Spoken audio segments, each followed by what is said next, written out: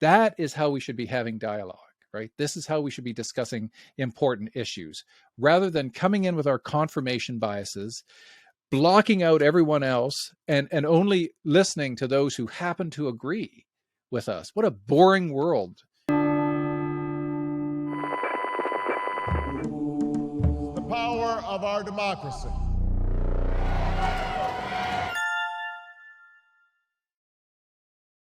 In 1970, George Carlin said, "I'm changing my style. I'm going from a straight-laced, short-haired, tie and suit kind of guy to I'm growing my hair. I'm going to say what I think. I'm going to say what I want. And I got to start playing more on more university campuses, man. That's where they get me. They'll get this humor, right? If he were alive today, he wouldn't go near a university." So from 1970 till now, look at how things have changed. Why are our children and children's children so sensitive to humor? Why can't they take a joke, I guess, is what I'm asking. What happened? Yeah, those are good questions, and I don't know that I have the answers. Now, I've written about wokeism back in 2017. I published an article on mind viruses, uh, and I look at cults, quite frankly. I examined them, and I examined the phenomena of Islamic terrorism for commonalities, and I said that okay, I call it revisiting Dawkins' idea that there was a mind virus, and I set out some of the parameters by which we could diagnose a mind virus. Then last year, I published an article in which I looked at wokeism as a mind virus, and I concluded that wokeism satisfied the 4 criteria. And I also showed, using my method of mapping the self, that how a mind virus such as wokeism could attach onto a person's self, and when it attaches, that it feels as though it's essential to one's being. And I think that's what's happened with wokeism. The woke who are fully affected, wokeism is essential to who they are. They can't, if it's taken away from them, then they feel that something has been ripped. They've been ripped apart in some sense. And so that's one of the reasons they fight so vociferously.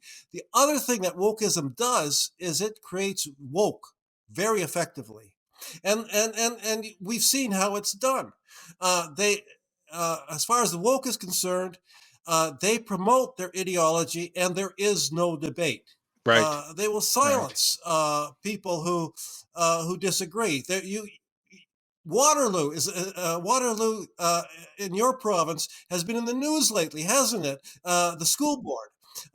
First, they silenced a teacher who actually was quoting 2 books that were for elementary schools that was teaching transgenderism. Mm-hmm. And there's a fine dividing line here between teaching about sexuality. And I'm not sure primary school children are appropriate to be teaching about sexuality, but there's certainly a line that you cross when you're talking about the specifics of sexuality, and then it comes across like grooming. You're grooming these kids. It does.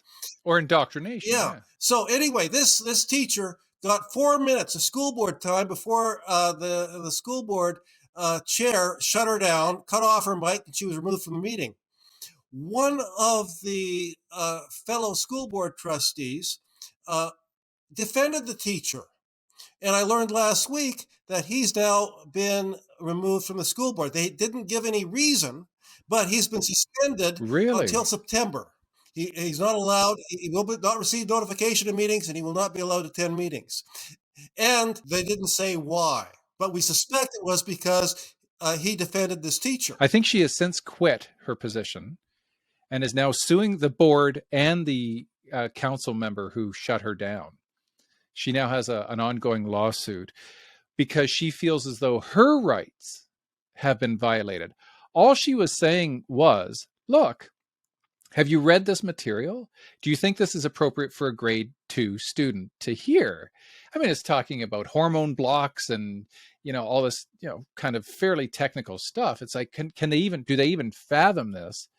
And nobody is questioning, gender dysphoria, those who are facing these very difficult decisions in life and what. And that's not what we're talking about. What we're talking about is, what is a person's right for freedom of speech if they happen to differ from somebody else? This is why critical thinking is so important, because it says, oh, you see things differently. Instead of me hating you because you don't agree with what I happen to agree with, what is it that you're saying, and how is it that we can best understand you, and how can we best present your alternative view in its best possible light, what we call steel manning a person's argument, rather than deliberately misinterpreting it and then attacking the misinterpretation like a straw man. We owe it to the other person. This is why fairness is the cornerstone of critical thinking. Let me hear what it is you're trying to say, and let me see if I can say it back to you in its best possible light. That is how we should be having dialogue, right? This is how we should be discussing important issues, rather than coming in with our confirmation biases, blocking out everyone else, and only listening to those who happen to agree with us. What a boring world that would be if there was, no conflict, no, confrontation, no, challenges to differing views, or just allowing people the freedom to be able to speak their mind without the type of reprisal we're seeing in terms of ideological bullying, because let's call it what it is, right? That's what it is. It's a form of bullying.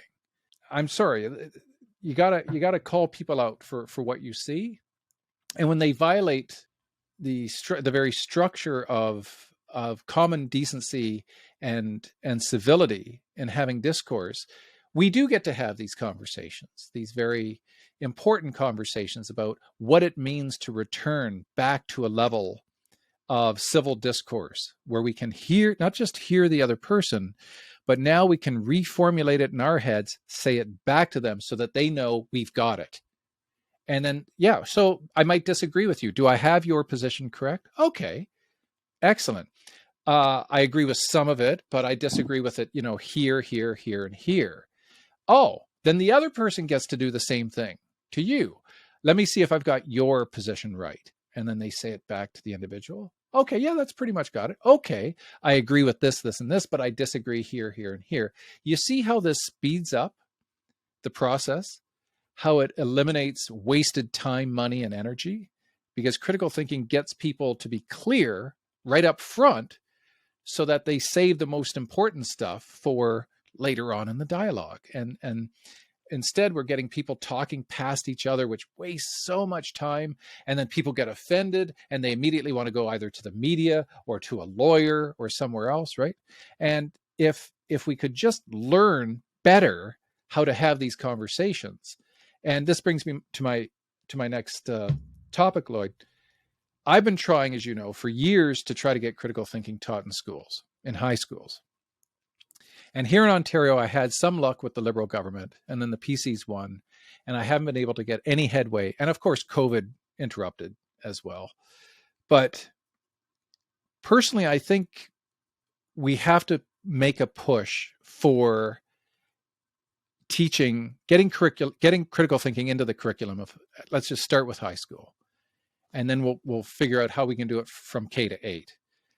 But how important do you think it is that we develop a program or get a curriculum to acknowledge critical thinking for students to be able to take from grade 9 to grade 12?